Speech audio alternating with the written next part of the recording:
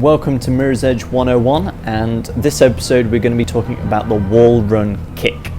Now this bug is useful in several situations and is part of the wall run kick jump bug that's extremely useful in a lot of locations in this game. But essentially the basics of the bug is that if you're doing a wall run kick, which is that animation, there is always a brief period of solid ground underneath you, even if you're in midair. So I could do it off here and there would be an invisible ground sort of here or wherever you are, and then it allows you to either jump off it or slide off it or anything you want to do.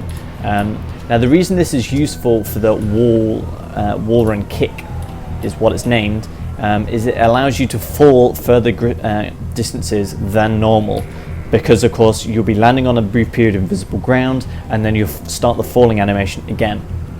So the easiest place that I found is to sort of demonstrate this is chapter 1 section D. If you want to skip to this and practice it, I'm using a trainer to teleport around, so it makes this easier to demonstrate. But normally you would have to jump over here, go through this red door, all the way around there, through that, jump down here, blah blah blah, to go down here. Now, because we can fall further distances than normal, we can actually get down to this location without dying. So if I run down here, if I jump, I die.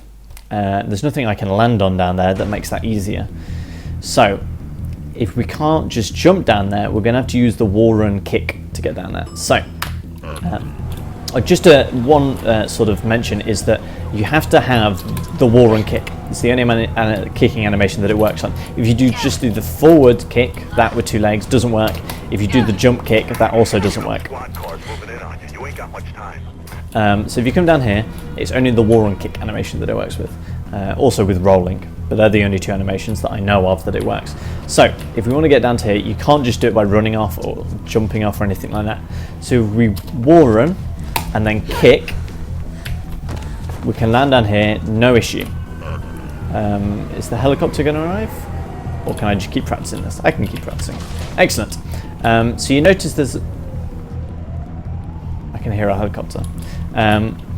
But you'll notice that I get a small sort of bounce, and that's when you land on the invisible floor. You can jump off that. The easy way to tell whether it's sort of happening is if you do that and then hold C, you can slide a little bit, and that's the obvious indication that you've sort of triggered the invisible floor and you know you're sliding on it. There's also the same thing happens if you roll. Now I'm not sure if you can do it in this location. I'll give it a try.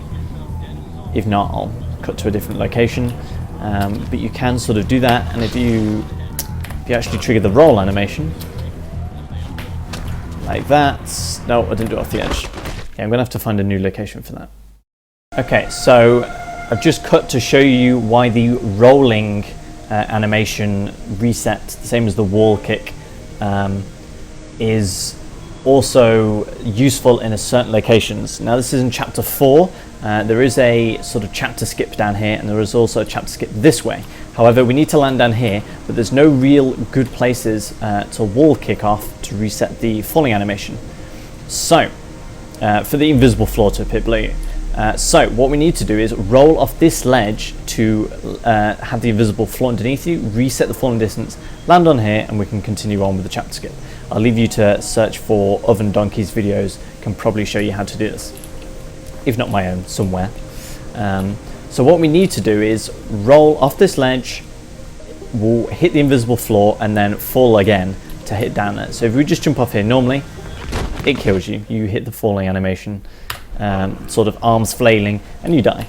However, of course, because you're rolling and you're moving, you want to hit this ledge as close to the edge as possible, because if you land here and roll, you're going to be spending most of the falling most of the rolling animation on ground and not falling. So if you do it here, we'll probably just die. Yeah. As you can see, very, very close. This is a good sort of place to show this bug, because it's very finicky. The closer you land to the edge, the further the rolling animation is going to be continuing sort of as you're falling, and this is very, very finicky. to sort of land. There was no sound there, so I did get it correct.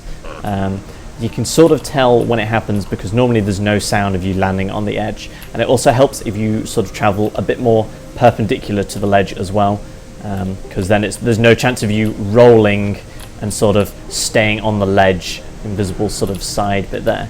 So if you, again, I'll just try this again, hit right on the edge, no sound, and land, there's no problem.